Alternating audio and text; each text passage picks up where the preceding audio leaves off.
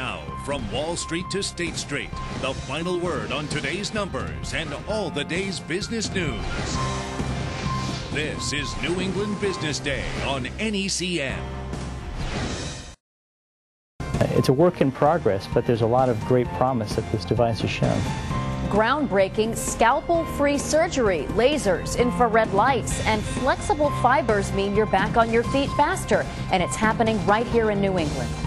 We begin tonight with a look at the cutting edge of surgery. Going under the scalpel is never fun, but a new groundbreaking technology developed right here in New England could mean your procedure would have a faster recovery time, less pain, and a more precise operation. NECN business reporter Peter Howe was in Cambridge, Massachusetts today to check out the OmniGuide laser. He's in the newsroom. Hi, Peter. Hey, thank you, Beth. Surgeons, as you may know, have been using lasers for decades, and in more and more ways. You may know folks who've had laser eye surgery so that they don't need to wear contacts or eyeglasses. Now, I'm sorry if you're eating dinner while I'm saying this, but lasers are an excellent tool for basically burning through diseased body tissue with great precision to remove, say, a tumor.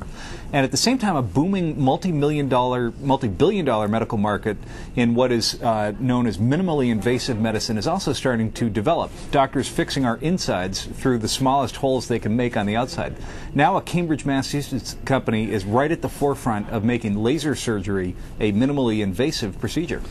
Dr. Anand Devaya is a head and neck surgeon at Boston Medical Center. Of all the parts of your body you'd be least excited to have a surgeon slice open, Dr. Devaya understands. You might especially worry about your head and neck. We really are trying to push the limits of doing the maximum amount of benefit for patients with the least amount of invasiveness. In recent months, Dr. Devaya has extensively tested a new laser surgery device. It's made by OmniGuide of Cambridge, Massachusetts. It uses a special kind of infrared light that surgeons love.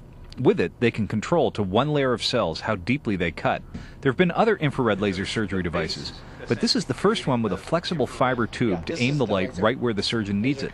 The tube only needs a tiny incision or a natural body opening. That can mean way less cutting. Another option is you make a incision across the face and down and pull everything apart this way.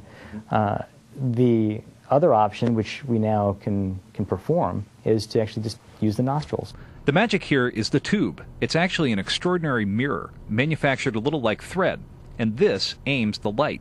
This fiber and this preform have exactly the same structure. OmniGuide just closed on $25 million in new venture capital funding. That's on top of $50 million that investors have already put into the company, and the new funds are going to help OmniGuide expand into several new surgical markets. Spinal surgery, neurosurgery, so removal of tumors and growths from the brain. Even a simple procedure like tonsillectomy, removal of tonsils in children, could be done with less pain.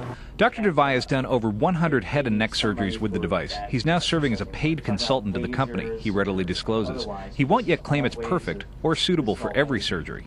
It's been a fantastic tool for the applications we've been testing it with, and we're learning more and more about the way it interacts with the tissues of the body and how there are certainly benefits to using it.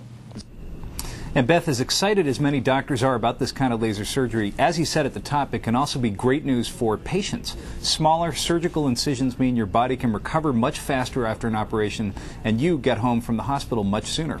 In the newsroom, Peter Howe, NECN.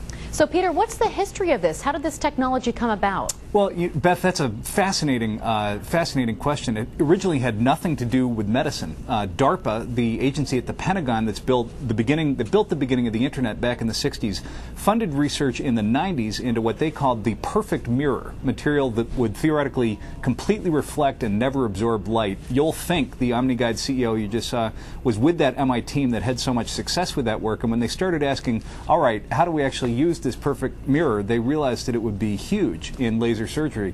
Way down the road, you might also see this tiny perfect mirror tube showing up in telecommunications or high-tech manufacturing or other things we haven't yet imagined. Just another pretty amazing MIT breakthrough. Peter Howe in the newsroom tonight. Thanks.